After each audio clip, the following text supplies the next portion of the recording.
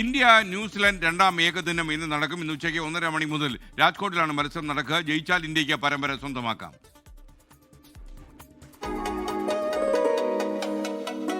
രാജ്കോട്ടിൽ രാജകീയ ജയത്തോടെ പരമ്പര പിടിക്കാൻ ടീം ഇന്ത്യ. വഡോദരയിലെ ഒന്നാം ഏകദിനത്തിൽ ഇടയ്ക്കൊന്ന് പതറിയെങ്കിലും 4 വിക്കറ്റിനായിരുന്നു ന്യൂസിലാൻഡിനെതിരായ ഇന്ത്യൻ ജയം. 301 റൺസ് ലക്ഷ്യത്തിലേക്ക് ബാറ്റെടുത്ത ഇന്ത്യ 2-ന് 234 റൺസ് എന്ന നിലയിൽ നിന്ന് പൊടുന്നനെ 5-ന് 242 വീണെങ്കിലും ഹർഷിത് റാണയുടെ കാമിയോ ഇന്നിംഗ്സിന്റെയും ക്രീസിൽ ഉറച്ചുനിന്ന KL രാഹുലിന്റെയും കരുത്തിൽ വിജയലക്ഷ്യം തൊട്ടു. പരമ്പര നിർണയം അവസാന കളിയിലേക്ക് നീട്ടാതെ രാജ്കോട്ടിൽ തന്നെ കാര്യങ്ങൾക്ക് തീർപ്പുണ്ടാക്കുകയാണ് ശുഭമാൻ ഗില്ലിന്റെയും സംഘത്തിന്റെയും ലക്ഷ്യം.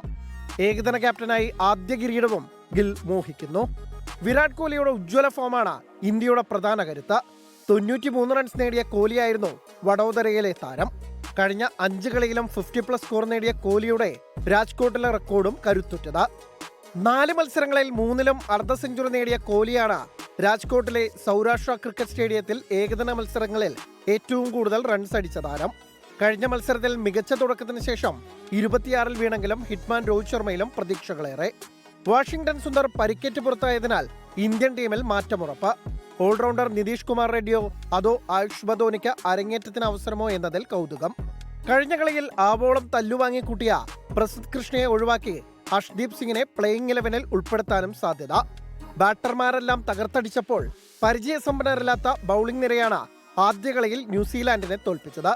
പരമ്പര നഷ്ടമാവാതിരിക്കാൻ ജീവൻ മരണ പോരിനിറങ്ങുമ്പോൾ ഈ പ്രശ്നത്തിന് പരിഹാരം കണ്ടേ തീരൂ കിവികൾക്ക്. Sports desk 24. ലോകത്തെവിടെയായാലും ഏത് സമയത്തും 24 വാർത്തകളും ഓഗ്മെന്റഡ് റിയാലിറ്റി പാക്കേജുകളും എക്സ്പ്ലെയിനറുകളും വിശദമായി കാണാൻ ഞങ്ങളുടെ യൂട്യൂബ് ചാനൽ നിങ്ങൾക്ക് സബ്സ്ക്രൈബ് ചെയ്യാം.